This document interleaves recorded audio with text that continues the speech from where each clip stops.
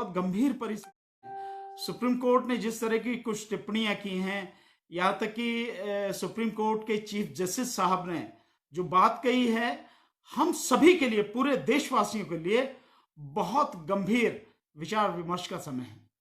ध्यान है आपको कि सुप्रीम कोर्ट ने कहा, चीफ जस्टिस ने कहा, चीफ जस्टिस ऑफ इंडिया जो इस समय हैं, उन्होंने कहा कि आपदा के समय में तीनों अंगों को मिलकर काम करना चाहिए। ये मिलकर काम करने के लिए सुप्रीम कोर्ट नहीं बनाई गई है। ये अदालतों को इतने अधिकार मिलकर काम करने के लिए नहीं बनाए गए हैं।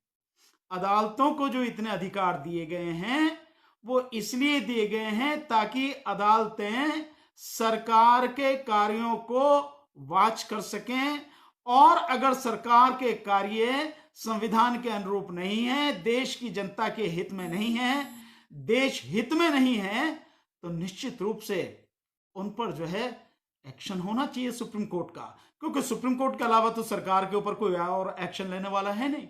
लेकिन बड़ी गंभीर परिस्थिति हो जाती है कि जब सुप्रीम कोर्ट के चीफ जस्टिस कहते हैं कि इन्हें ऐसे समय में सरकार के साथ मिलकर काम करना चाहिए। मिलकर काम करना चाहिए तो इसका मतलब बहुत सीधा साफ हो गया कि जो सरकार कर रही है आप उसको हाँ में हाँ मिलाए चले जाओ, उस पर टिक मार्क किए चले जाओ कि हाँ जो भी कर रही है सरकार सही कर रही है, सरकार कुछ गलत नहीं कर रही, सरकार ने जो सोचा वो भी सही, सरकार जो कर रही है वो भी सही, जो आगे करेगी वो भी सही, सरकार की जो योजना है वो भी सही।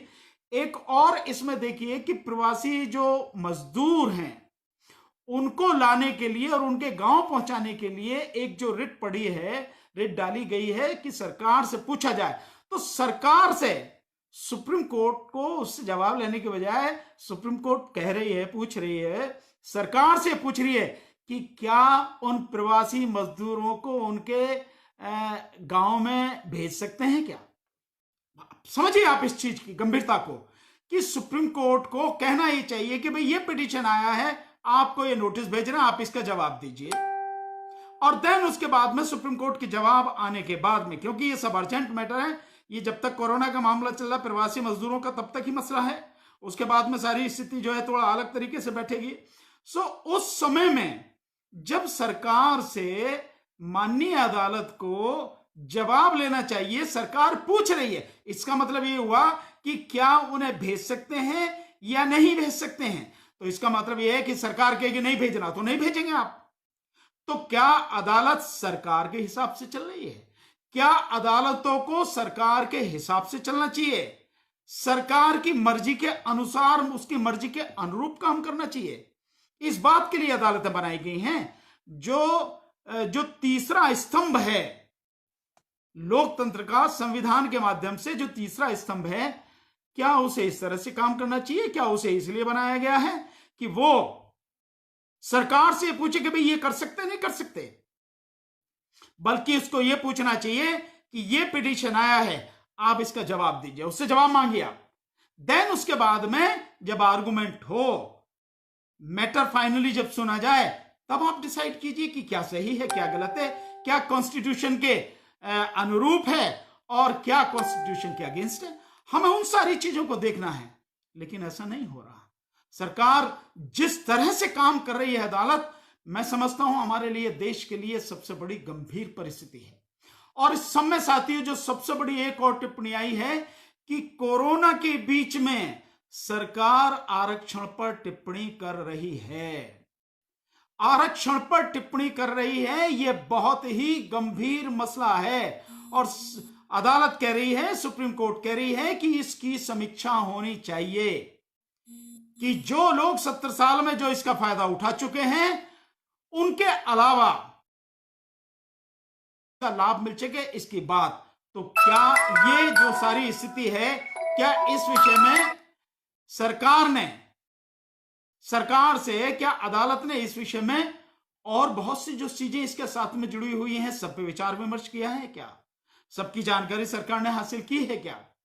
सरकार सुप्रीम कोर्ट ये बात कह रही है कि भाई हमें जो है इसकी समीक्षा करनी चाहिए, जिन लोगों ने इसका लाभ लिया है वो लोग इस लाभ को छोड़कर अब जिन लोगों को इसका लाभ नहीं मिला उन लोगों तक इसका लाभ पहुंचना चाहिए। बिल्कुल सभी लोगों तक इसका लाभ पहुंचना चाहिए जो इसके लिए हकदार हैं। लेकिन क्या माननीय सुप्रीम कोर्ट ने रिजर्वेशन की तमाम पॉलिसी को पूरी उसकी जांच पड़ताल कर ली है? क्या माननीय सुप्रीम कोर्ट को यह भी पता है कि रिजर्वेशन क्या है, रिजर्वेशन क्यों है?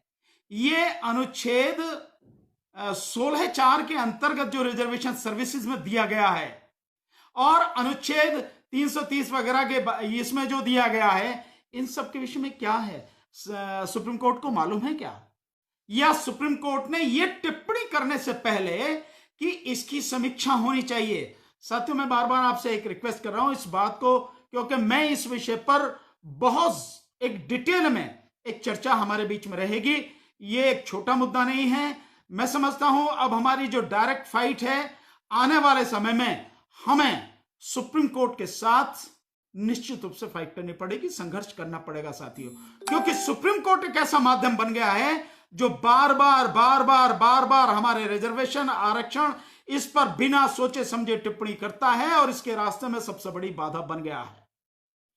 इसलिए हमको इस पर बड़ी गंभीरता से सोचना पड़ेगा और सीधा मुझे कहने में कोई शक नहीं है, कोई जरा भी झिझक नहीं है कि आने वाले समय में सुप्रीम कोर्ट से हमारा संघर्ष होना है साथियों, संघर्ष करना पड़ेगा हमें, क्योंकि जो एक अदालत न्याय करने के लिए बनाई गई है वो न्याय करना तो दूर बल्कि अन्याय का समर्थन कर रही है, अन्याय का लगातार अन्याय के साथ में खड़ी है।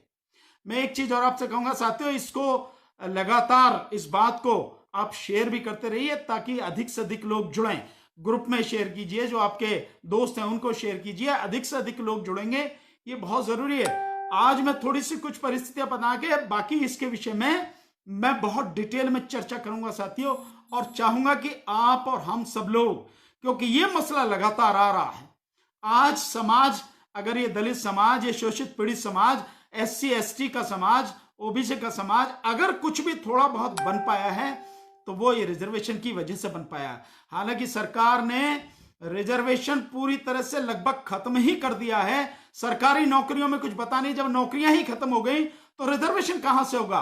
और धड़ाधड़ प्राइवेटाइजेशन करती चली जा रही है सरकार, प्राइवेट हाथों में देती चली जा रही है। तो ये सारी की सारी चीजें हैं। तो जो कुछ बचा है, जो कुछ है या जो कुछ होना चाहिए, उसे हासिल करने के लिए हमें संघर्ष करना पड़ेगा। इसके अलावा कोई दूसरा रास्ता नहीं है। और मैं बार बार इसीलिए कह रहा हूं कि सुप्रीम कोर्ट इस मामले में लगातार हमारे रास्ते का रोड़ा बनती चली जा रही है। मैं ये शब्द इस्तेमाल कर रहा हूं, हमारे रास्ते का रोड़ा बनती चली जा रही है। कभी कहीं से कोई ना कोई पिटीशन आती है किसी भी तरह से, और उसको लेकर सुप्रीम कोर्ट एंटरटेन करती है, और उसको एंटरटेन करने के बाद में जो मन में आता है वो फैसले करती है। एक कभी कोई छोटी सी खबर खुशी की आती है कि भाई ये हो गया रिजर्वेशन के ऊपर, उसके बाद तुरंत आएगी कि ये रिजर्वेशन ऐसे खत्म कर दिया सुप्रीम कोर्ट ने, ऐसे कर दिया। और अभी जो टिप्पणी आई है वो बहुत गंभीर टिप्पणी है साथियों, कि रिजर्वेशन की समीक्षा होनी चाहिए। जो लोग वेल एस्टेब्लिश्ड हैं उनको रिजर्वेशन की जरूरत नहीं है साथियों। रिजर्वेशन का आधार ये कभी नहीं था जिसे सुप्रीम कोर्ट बनाना चाह रही है। इस मतलब यह है सीधा सीधा कि आर्थिक आधार पर सुप्रीम कोर्ट रिजर्वेशन की बात करना चाह रही है। आर्थिक आधार रिजर्वेशन के लिए, वो भी शेड्यूल कास्ट, शेड्यूल ट्राइब्स के लिए, रिजर्वेशन के लिए कभी भी आधार नहीं रहा था।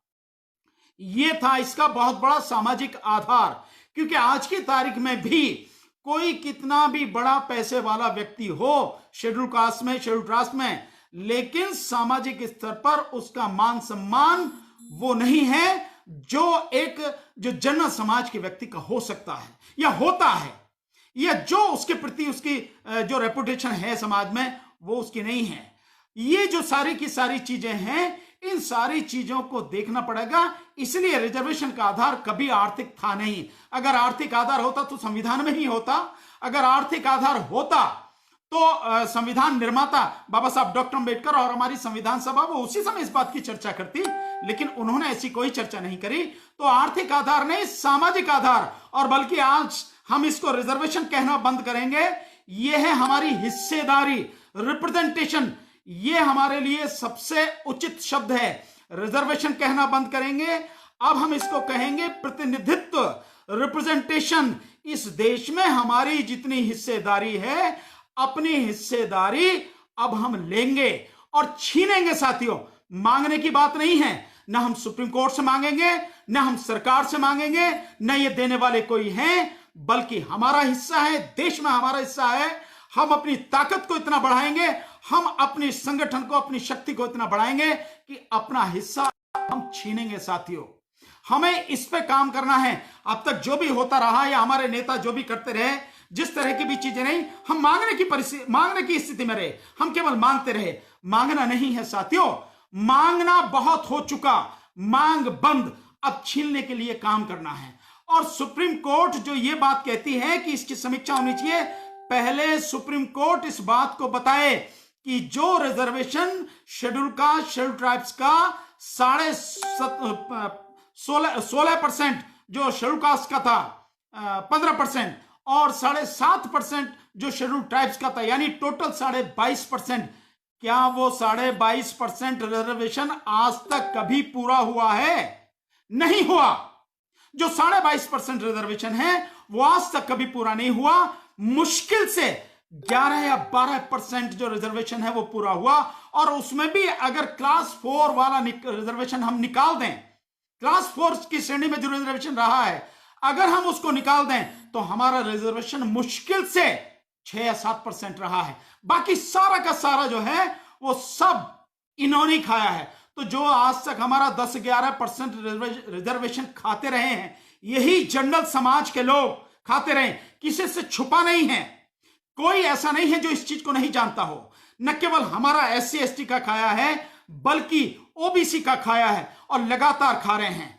कहां OBC की आबादी 52% से ज्यादा है देश में, और उसको रिजर्वेशन कितना मिल रहा है? 27%, और वो 27% भी मिल नहीं रहा। सबसे बड़ी बात है, अगर आप देखें जो प्रोफेसर्स हैं, यूनिवर्सिटीज में जो प्रोफेसर्स हैं, उनकी स्थिति क्या है साथियों?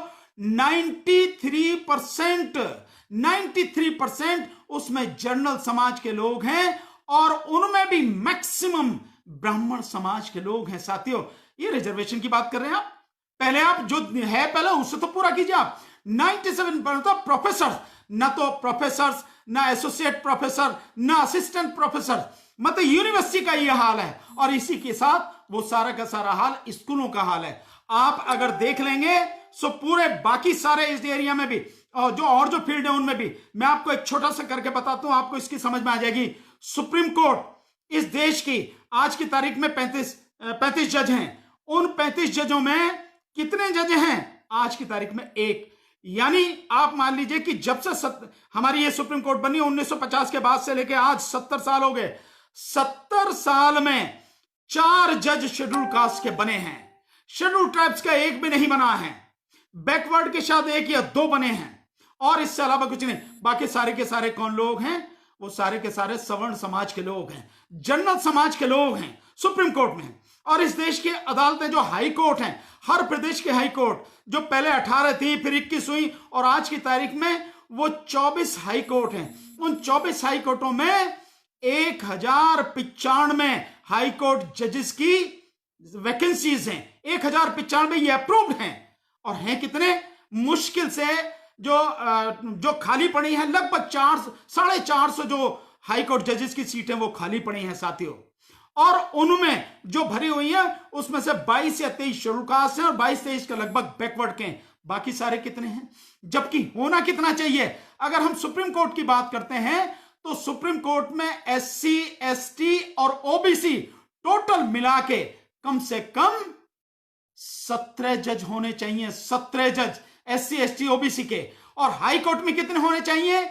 1095 का 50% कर लीजिए। ये मैं अभी उसी की बात कर रहा हूं। हालांकि वो भी एक सबसे बड़ा सवाल है कि 50% से ज्यादा आरक्षण नहीं होगा, उस पर भी मैं बात बताऊंगा। तो हम कर कितना सकते हैं? हम इसमें भी अगर हाई कोर्ट में मान लें तो हमारे कम से कम 550 जजेस हमारे होने चाहिए SC ST और OBC के। इसके अलावा साथियों, अगर जो बाकी नीचे की जो कोर्ट हैं उनका आप हाल लगा सकते हैं कि क्या हाल है। जिस तरह से हर जगह है। इसके अलावा दिल्ली यूनिवर्सिटी में जो जुड़े हुए उससे एफिलेटेड जो कॉलेज हैं वो 83 कॉलेज हैं, एक कॉलेज में शेड्यूल कास्ट जो है वो प्रिंसिपल है, बाकी किसी कॉलेज में नहीं है। ओबीसी तो है ही नहीं कहीं। तो ओबीसी की तो बात आप देखिए, ओबीसी तो बहुत पीछे है। और एससी एसटी के रिजर्वेशन जो पूरा नहीं किया, उस पर समीक्षा की बात सुप्रीम कोर्ट कर रही है। सो ये हमारे सामने एक बड़ी गंभीर परिस्थिति है साथियों। आज अगर हम इस सारी चीज को नहीं समझे हैं तो धीरे धीरे धीरे धीरे एक एक करके जिस तरह से हमारे सारे आगे बढ़ने के सारे रास्ते, हमारे एजुकेशन के सारे रास्ते सब खत्म कर दिए। दूसरी तरफ अगर आप देखें, इन्होंने मुस्लिमों को टारगेट पे ले रखा है।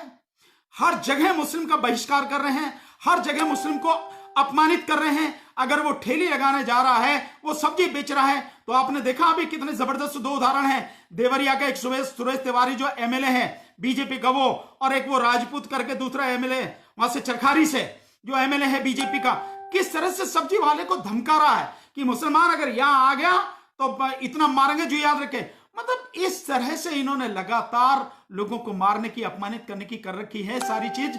और सरकार और अदालत दोनों पूरी तरह से मिल चुके हैं। मीडिया पहले ही इनके कब्जे में है, मीडिया इनके हाथ में, मीडिया इनके हिसाब से सारा चल रहा।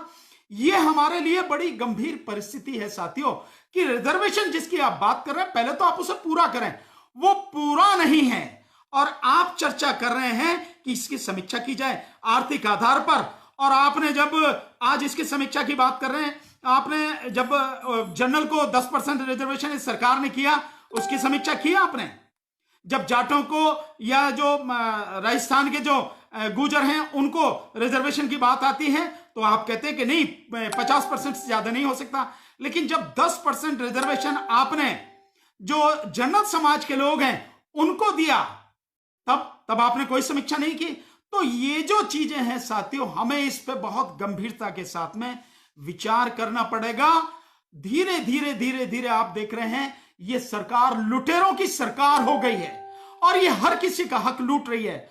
हम अगर आज की तारीख में भी नहीं जागे, हम अगर आज की तारीख में भी इकट्ठे नहीं हुए, आज की तारीख में भी इकट्ठे होके अपने समाज के लिए, अपने लिए अगर हम संघर्ष नहीं कर पाए, तो साथियों हमारा होना ना होने का कोई मतलब नहीं है। हमारे पढ़े लिखे होने का, हमारे जो मजबूत होने का, हमारे पास चाहे पैसा हो या कुछ भी हो, उन सारी चीजों को कोई मतलब नहीं है अगर हम समाज के लिए आज की तारीख में लड़ नहीं पाते। और हमारे रहते रहते सब कुछ खत्म हो जा रहा।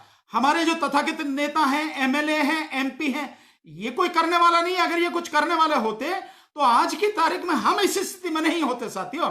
समाज इस स्थिति में नहीं होता जिस स्थिति में समाज को पहुंचा दिया गया। सारे के सारे नेता, लोकसभा में 131 एमपी हैं शेड्यूल कास्ट के, और राज्यसभा में भी तकरीबन 15-20 के लगभग एमपी हैं। और इसके अलावा बैकवर्ड के हर जगह एमपी हैं। क्या बैकवर्ड वाले कर रहे हैं? क्या एससी एसटी वाले कर रहे हैं? क्या कर रहे हैं ये लोग नेता? और अगर एमएलए की बात देखी जाए तो तकरीबन 1150 के लगभग एमएलए एससी और एसटी के हैं पूरी विधानसभा में। 30 विधानसभाएं इस देश में, उन 30 विधानसभाओं में और 7 विधान परिषदों में मिला के तकरीबन 1150 एमएलए और एमएलसी हैं। क्या कर रहे हैं ये सारे के सारे लोग? इनके सबके रहते सब कुछ खत्म हो गया, सब कुछ प्राइवेट हाथों में चला गया, पूरा रिजर्वेशन खत्म हो गया, एजुकेशन का भट्टा बैठ गया, समाज बद से बदतर हालत में आ गया। और आज इस कोरोना के दौर में समाज भिखमंगी की उस पर कगार पर पहुंच चुका है, भिखमंगी के दरवाजे पर पहुंच चुका है। तो क्या कर रहे हैं? ये करना हम ही को है साथियों। इसलिए मेरा बार बार आपसे कहना है साथियों, हमें समझना पड़ेगा, हमें सोचना पड़ेगा, बहुत बढ़िया तरीके से एक रणनीति बनानी है। और अब आर पार की लड़ाई केवल सरकार से ही नहीं लड़नी साथियों, केवल सरकार से नहीं लड़नी साथियों। अब ये आर पार की लड़ाई हमें इस देश की अदालत, यानी इस देश की सर्वोच्च अदालत सुप्रीम कोर्ट से भी हमें आर पार की लड़ाई लड़नी पड़ेगी साथियों। या तो रहेंगे या खत्म हो जाएंगे। इस बात की चिंता नहीं है साथियों कि हमारा क्या होगा, लेकिन मैं मानता हूं कि हमें इतना तो कम से कम सिद्ध करना ही चाहिए कि हम जिंदा इंसान हैं, मुर्दा नहीं हैं, लाशें नहीं हैं, हम बिल्कुल खत्म नहीं हो गए हैं। हम भी सोचते हैं, हमारे भी दिमाग है, हमारा भी मन है, हम भी जानते हैं, गहराई से चीजों को समझ सकते हैं। समाज के दुख दर्द से हमें सरोकार है, हमें यह सिद्ध करना पड़ेगा साथियों। जो लोग आज दो वक्त की रोटी के लिए तरस रहे हैं, जो लोग सुबह से शाम तक काम करते हैं और अपने परिवार का गुजारा ढंग से नहीं कर पाते, क्या वो लोग कर पाएंगे साथियों? नहीं कर पाएंगे।